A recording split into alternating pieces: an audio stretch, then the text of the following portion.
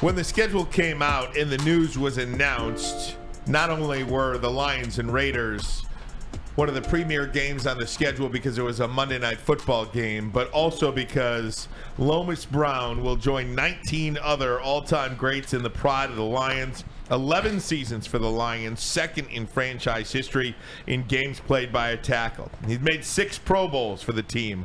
He was the first team AP All-Pro in '95. He is also one of 15 players in the NFL history to start at least 250 career games. The great Lomas Brown joins us now. Yeah. Lomas, how are you, my friend? How excited are you right now that it feels just days away here?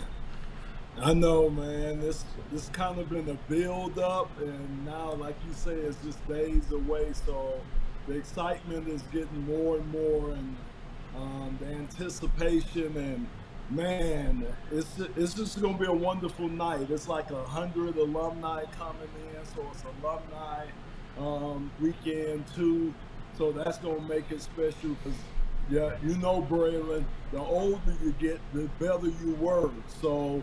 I blocked 2 guys and beat Barry to the end zone.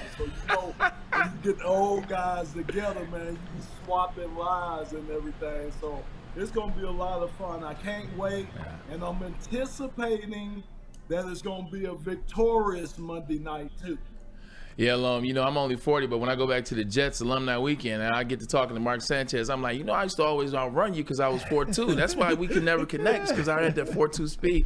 No, you're absolutely right. And you, as my big brother, young Unc, man, just so much admiration for you, so much respect for you. You've been there my whole life and just been an amazing figure. And then getting to talk about the football field, you don't have to infatuate what you did on that football field, because you did a lot. You're all pro for a reason. You're going to be in that pride for a reason. So just for Woodward Sports, myself and Pops respect you, and we appreciate it. Wanted to get that out the way. But with that said, the Lions, hey, you saw that. You know how losses are. One loss is just a loss, no matter how bad it is. What do the Lions have to show you, Lom? What do the Lions have to show you on Lomas Brown night so that you can move past the loss that was last week? I like that, but Braylon, what I say is that film, meaning that Ravens game, it's going to be out there the next 3 games. So as you know, teams are going to copycat what they did against us. And what they did against us, instead of beating their head up against the wall, against the one ranked back then, the number 1 ranked run defense, you use your pass for run. You dink and dunk. So a 3, 4 yard, 5 yard pass is just as good as a 3, 4, 5 yard run. And that's what they did. So they loosened us up, hitting those quick. They hit the fullback, Ricard. They hit Andrews. They hit the Gus Edwards out the backfield. Yeah, they hit them all, and it was just little dinks and dunks, but it was like little chinks in the armor. And then eventually the run came, and it just like a dam. It just opened up, that dam just bursted open. So what they got to do is be able to get pressure on the quarterback, man. You can't, I don't care if it's whoever we facing. I know they saying Jimmy, he's trending towards maybe being able to play. But even if it's his, we don't get pressure on them, man, they gonna pick us apart. So we got to be able to get pressure, and not only get pressure, get these guys down. Hey, Lomas, the Lions, you talk about the pressure. The Lions are tied for second in the NFL with 150 total pressures. But as you just said, last week, 0 sacks, 1 quarterback hit. That's not good enough. They got to get to Jimmy G.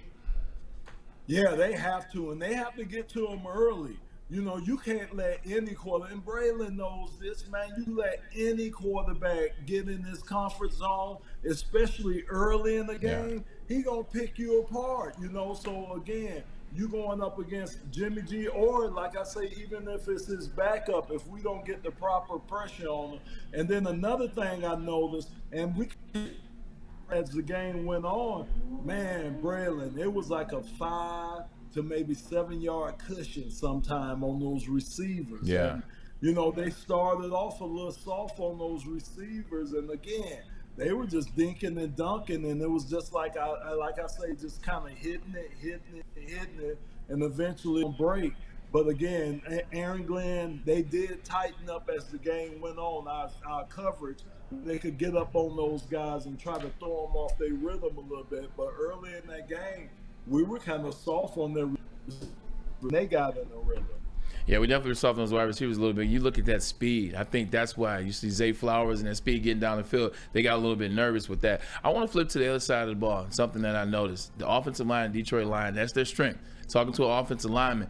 But when Dave Montgomery is not in there, they do not look like the same team on offense. You saw it with the Atlanta Falcons game. Took them a while before they really got it rolling. You see it now with the Baltimore game with no David Montgomery. I know we haven't got Jahmyr Gibbs going. I know he scored last week. Is that cause for concern, Lomas Brown?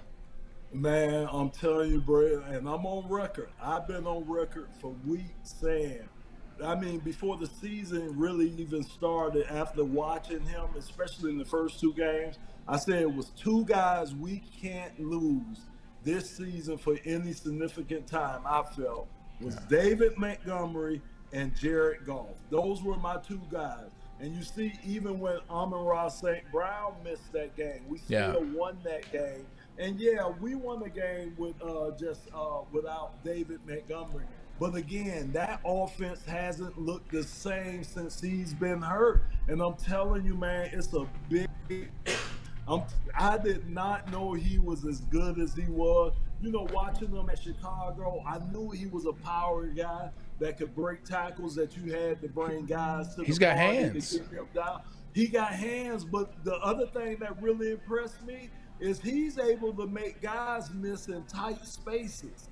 And to be a big guy like that, you don't see too many big guys, power guys, that can make guys miss in tight spaces. So that's what's impressed me the most about him. And I'm telling you, man, Jahmyr Gibbs, man, he's a long way from David Montgomery and should be, because he is a rookie. He's a rookie. He's still learning the game, but we need David.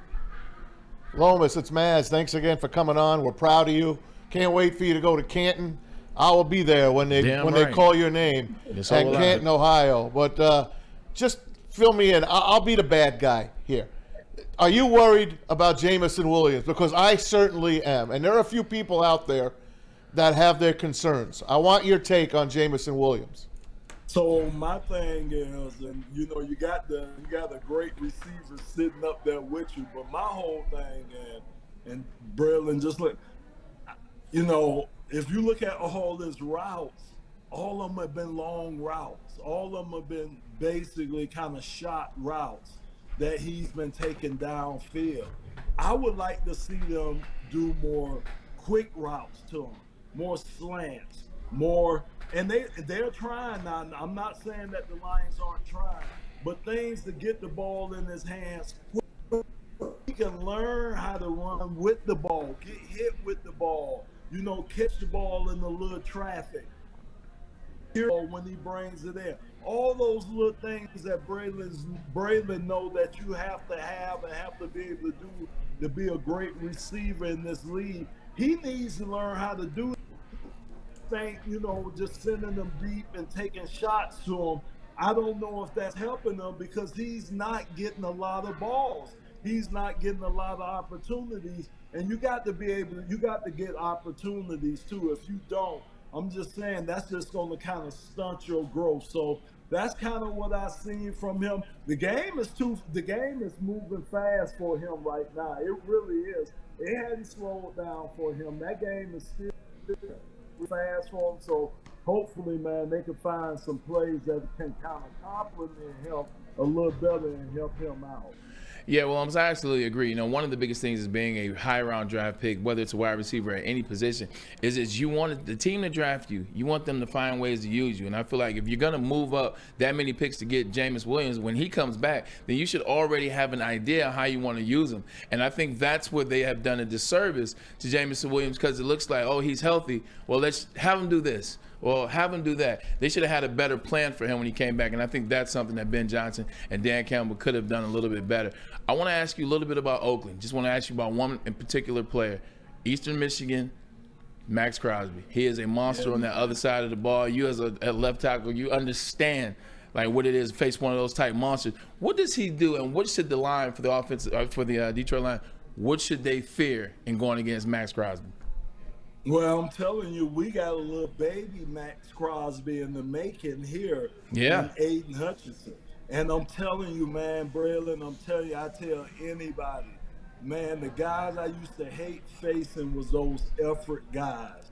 Them guys that'll go after the whistle and stuff, man. I remember, man, in the Super Bowl, we lost against the Ravens when I was with the Giants. Yeah.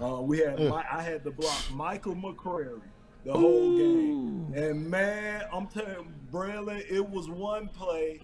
I knocked him to the ground. He was crawling, trying to get to the quarterback. I was like, what the? Man, I had to just go with one of these in the back of his head, man. Little bludgeon.